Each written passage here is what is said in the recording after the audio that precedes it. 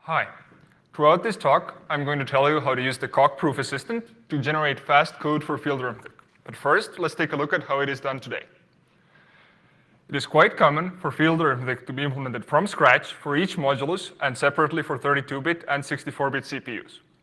At the very least, each modern web browser includes implementations of the P256 and Cryptographic elliptic curves and the underlying finite fields.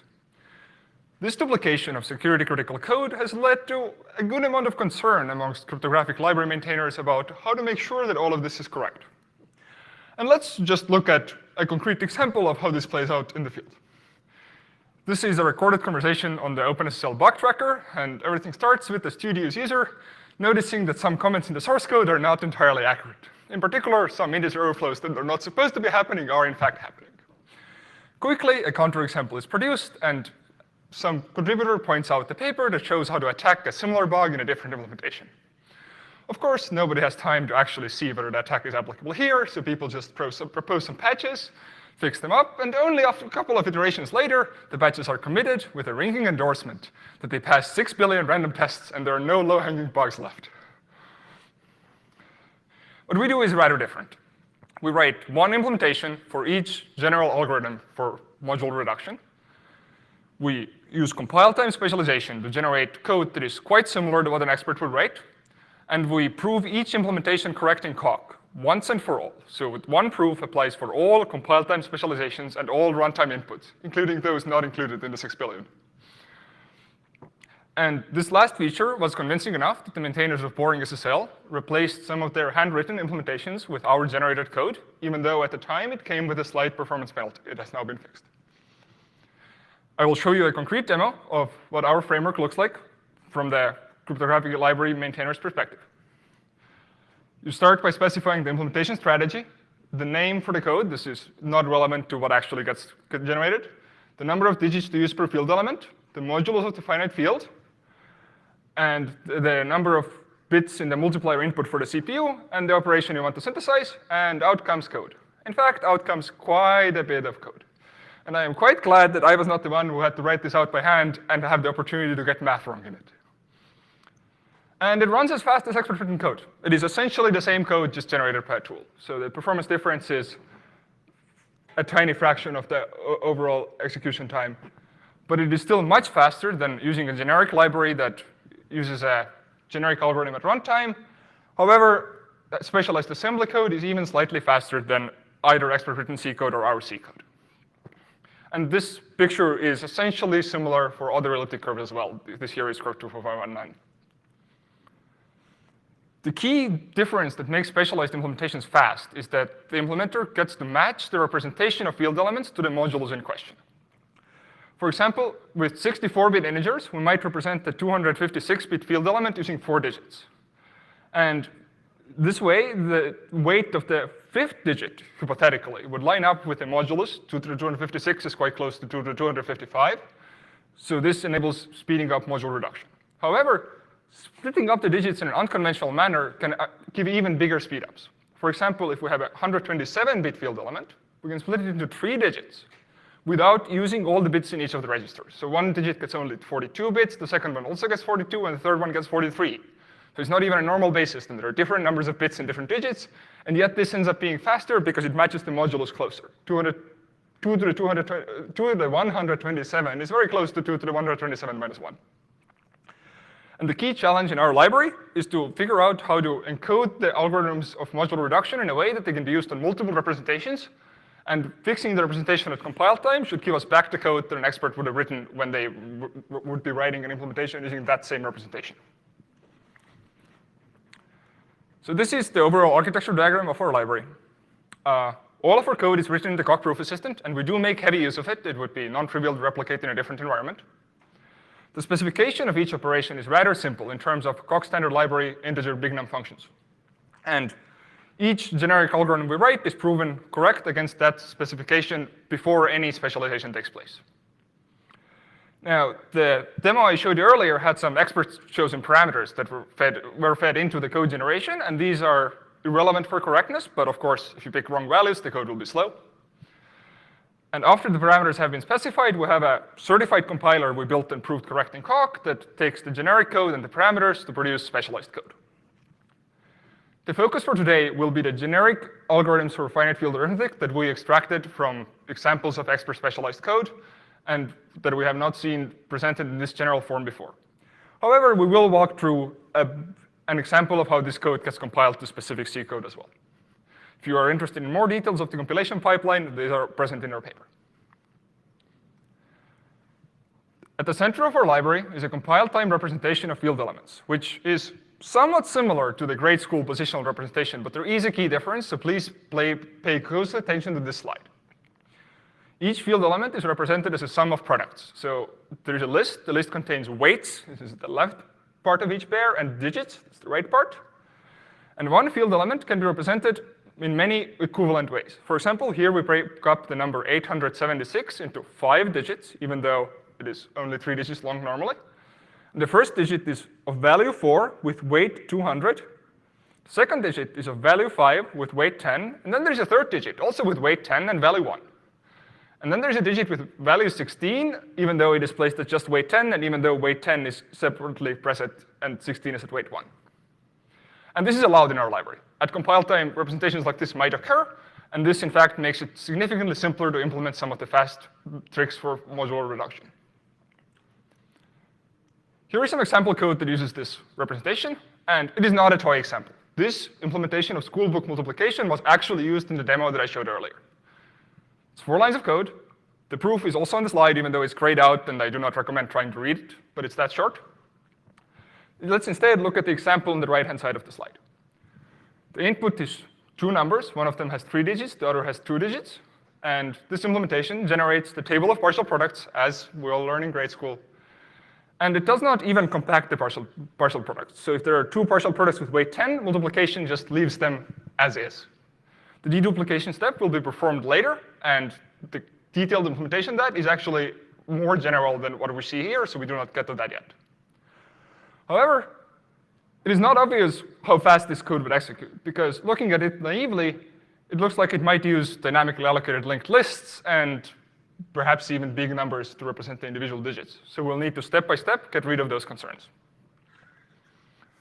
First, let's get to straight line code. So we will need to unroll this loop, and we want to have, for the values of the digits, which I'm not sure my laser pointer is actually pointing to, we will have, instead of 18 here, we would want to have a symbolic expression in terms of input variables. And Coq has this great built-in functionality called call by value evaluation with a blacklist, so we can just specify which functions we do not want to be unfolded. And in fact, we go in and we find this implementation and see, at this syntactic location in the template represents runtime multiplication, and we just insert the wrapper definition there. So that star is now different from the star on the left. And then we call CBV with the runtime multiplication in the blacklist, and here is a specialized version for 3 by 3 digit multiplication. Now, we're not still all the way there, because even though there's a digit with weight 1, there are multiple digits with weight 10, and even 3 digits with weight 100. And what we would like to have would be 1 digit per each weight. However, the problem is actually slightly harder than that, because not only do we want to get rid of duplicates, we want to have digits with compile time known weights.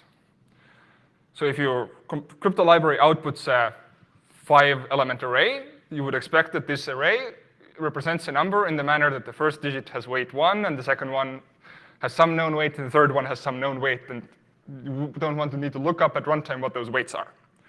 So instead of deduplication, we actually need to perform an operation that gathers the weights that are desired in the output and does something with the weights that are in the input but not in the output. So for example, if the input contains a digit with weight 500, but the output-based system only contains weights 10, 1, and 100, we need to do something with that 500 to get rid of it. And we could rule it out. We could say our code should never generate this, and therefore it's OK if we don't handle it. But we tried that, and it was a lot of work to rule it out in our proofs. So instead, we supported it.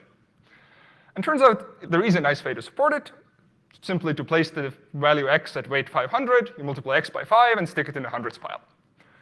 Proof is very simple, and furthermore, it actually adds more power to our library, as other algorithms don't need to pay attention to what weights they generate in their output.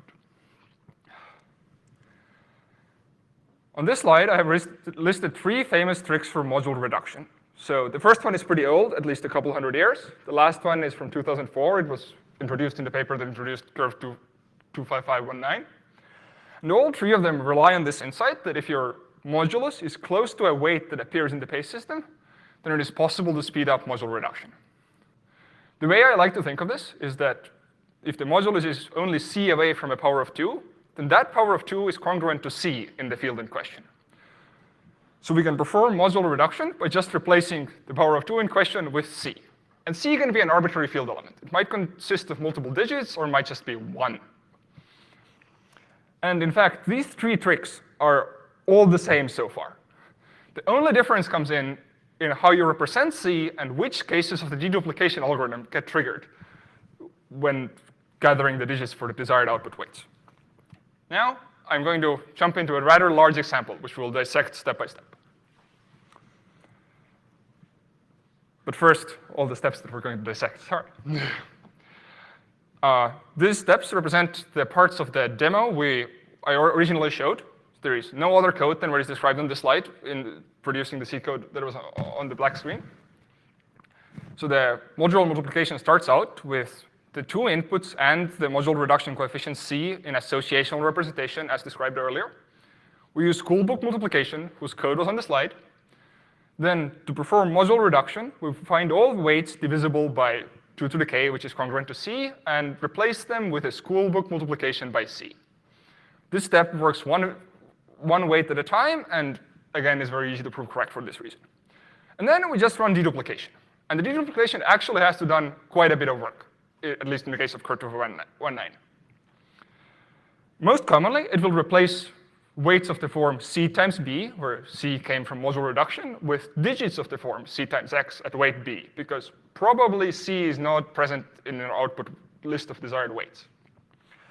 And for this to be fast, c and k need to be picked in a clever fashion. There have been quite a bit of study about what are good values of c and k, but for correctness, it's irrelevant. If you put in bad values, we get slow code, even though it is technically still correct.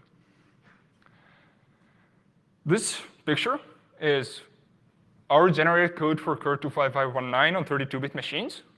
And the same picture has also appeared in several papers discussing implementation of curve 25519 in handwritten code as an intermediate result on the way to the final code. We will now explain the different coefficients appearing in this figure in terms of our deduplication algorithm. First, the entries below the diagonal have a factor of 19 in front of each partial product. This is there because reducing 2 to the 255 modulo 2 to the 255 minus 19 gives you 19. And since there is no weight with, say, 2 to the 26 times 19, instead, the value of the partial product is multiplied by 19, and the weight 2 to the 26 gets used. Further, there are some prefactors that have nothing to do with module reduction at all.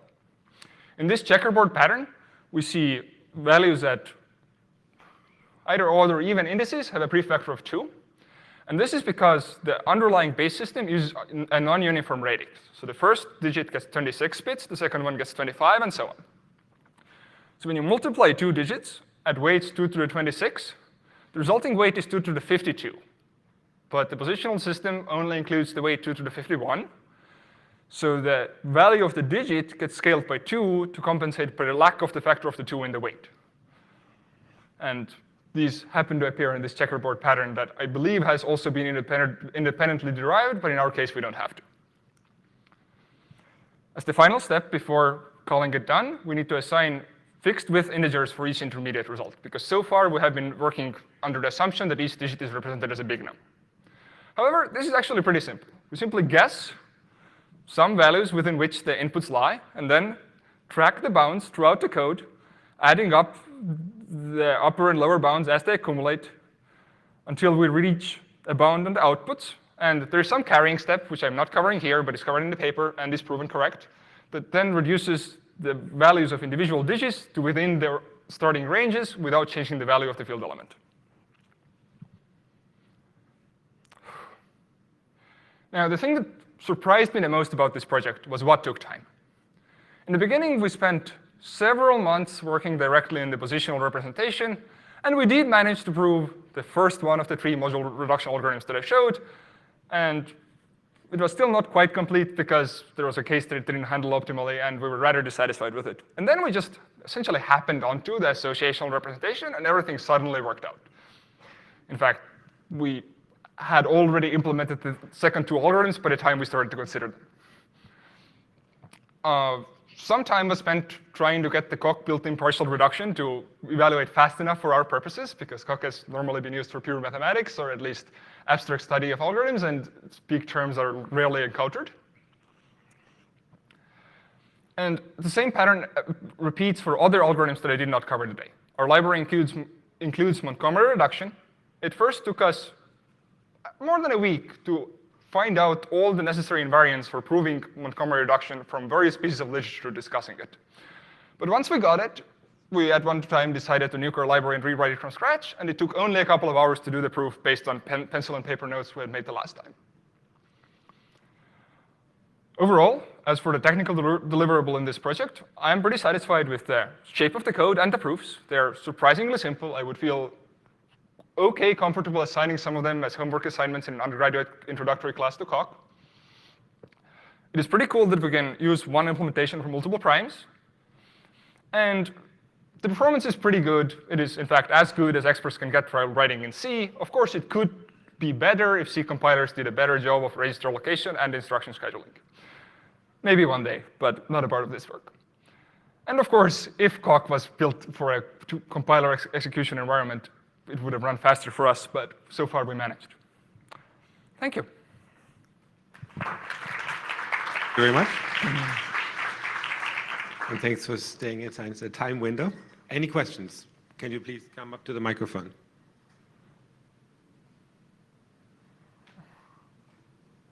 No questions at all? I guess they're still all digesting. Do you want to tell us anything else that using the 1 minute you have extra? We also proved correct some elliptic curve algorithms using this library, but fortunately it did not fit in this paper, so maybe one day we'll talk in a separate context. OK, well, thank you very much.